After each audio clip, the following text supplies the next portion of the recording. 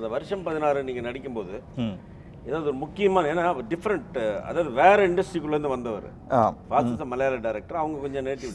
அதில் ஏதாவது ஒரு இம்பார்ட்டண்ட்டான ஒரு இன்சிடென்ட் எதாவது இருக்கு? Beautiful incident. அந்த படத்தில் அவர் பாருங்கள் என்ன ஒரு கிரேட் டிரெக்டர், சைக்கலாஜிக்கலாக எப்படி ஒர்க் பண்ணாருன்னா, அந்த வீட்டில் நடந்த சந்தோஷமான சீன்ஸ் எல்லாம் எடுத்துட்டார். Palace, Padmanabhapuram palace. அதை முடிச்சுட்டு நம்ம நண்பர் ஜனாவுக்கும் எனக்கும் வந்துட்டு நீங்கள் போய் அந்த ஓல்டு கெட்டை போட்டு வாங்கன்னு அனுப்பிச்சிட்டார். போயிட்டு நாங்கள் ஃபுல்லாக அந்த ஓல்டு கெட்டை பண்ணிவிட்டு பிளான் பண்ணி கதை சாதிட்டாங்க. கார்த்திக் இப்போ கதை திறந்துட்டு வாங்க ஓப்பன் பண்ண அப்படியே இந்த பாழடைஞ்சு போனோம் லுக். அதை வீடு என்ட்ராகி பார்த்தது தான். ஜனாவை பார்த்தேன், கையை பிடிச்சேன், நேரம் போய் திண்ணையில் உட்காந்துட்டோம். ஒன்றுமே முடியல.